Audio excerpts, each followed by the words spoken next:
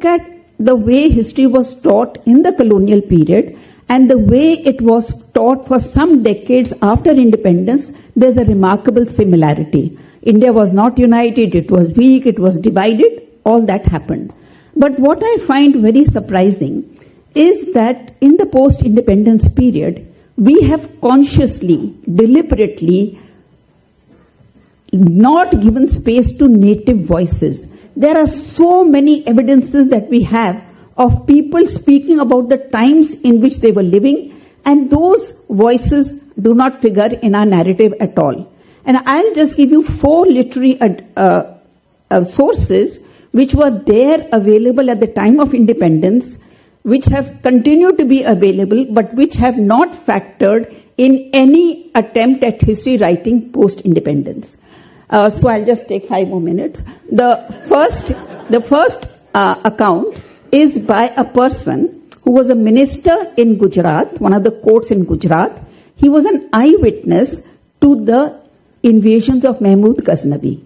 So he writes about the invasions, and then he says that Mahmud Ghaznavi, when he was on the way back, he saw another beautiful temple. He tried to dislodge the image and destroy the temple, but he failed.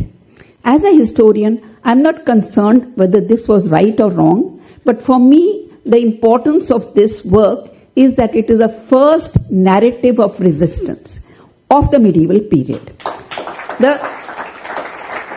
The second narrative is absolutely remarkable. This first narrative was written in 1024. The second narrative that I'm talking about was written in 1333. That was the time when the Sultanate was at its peak. And there is a person who was also a minister. He gave up his job and went to all parts of the country that he could, which had been devastated by the invasions. And everywhere he went, he told the people, and this is a very revolutionary idea that he made, he said, don't worry if the images are damaged. Khandit murtiyon ko bhi puja karo. Because in these times, Khandit Murtis are as remarkable and as powerful as before. Today we take out Khandit Murtis, we cannot think. But the most important thing that Jin Prabhasuri is known for, his book is available, it has been translated. It is available for the last 50, 70 years. Now he talks, he says that there was an image when Muhammad Ghori defeated Prithviraj Chauhan. Then a message went, keep the images hidden away.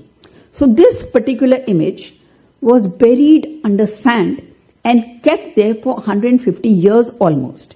At some point, that image comes to Delhi, to the treasure house of Muhammad bin Tughlaq.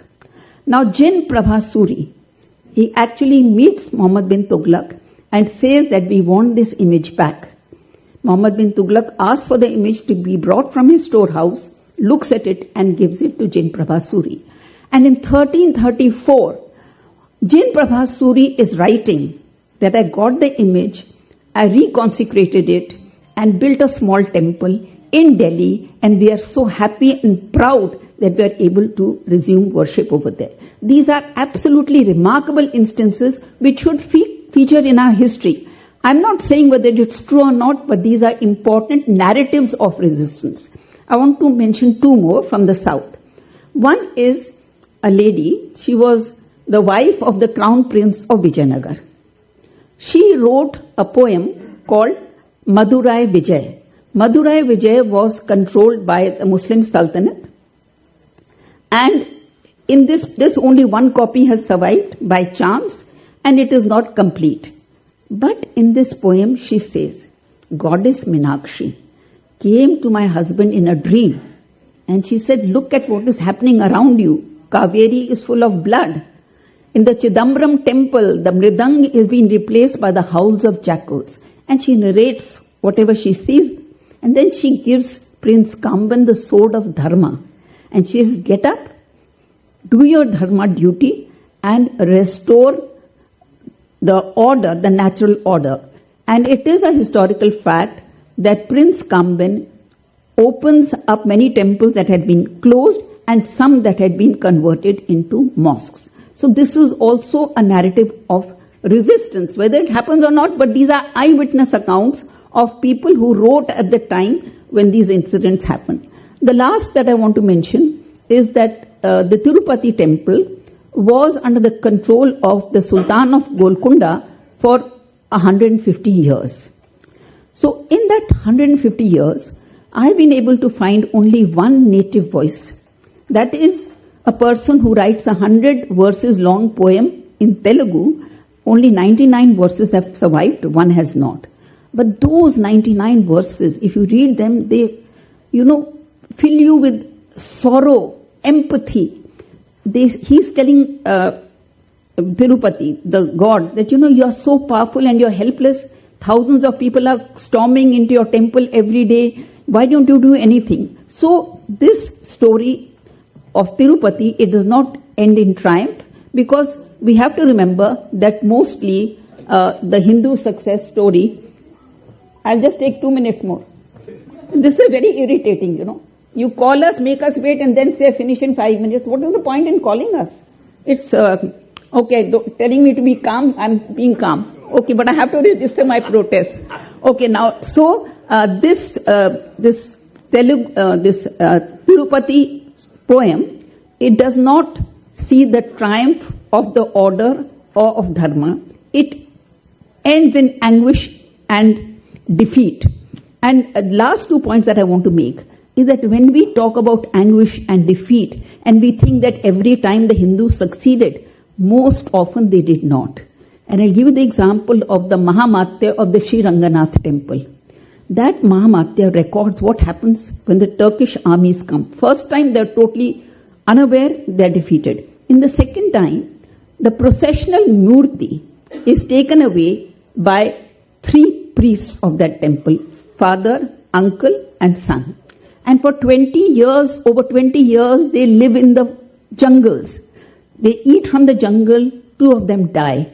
And when this young boy goes back to Ranganath, he is not allowed entry because nobody recognizes him. The young boy has become a wizened old man. And they say, we cannot allow you entry. They don't recognize the murti. He said, this is murti I ran away with. So the story of how this story unfolds, it's very, very sad and tragic. And last point, since there's a pressure of time, in the 18th century, till the 18th century, no temple in North India survived. They had all been devastated. So in the 18th century, when temple building began, because the Mughal Empire was in decline, we think that the first temple was a temple, Kardameshwar temple. So we think that is the first temple built in the 18th century. But when art historians saw that temple, they realized it is an assembled temple. It is not. That temple was built from the remains of so many temples that had been destroyed. And so if you see that temple, you'll see Khandit murtis on the walls, devastated murtis, everything.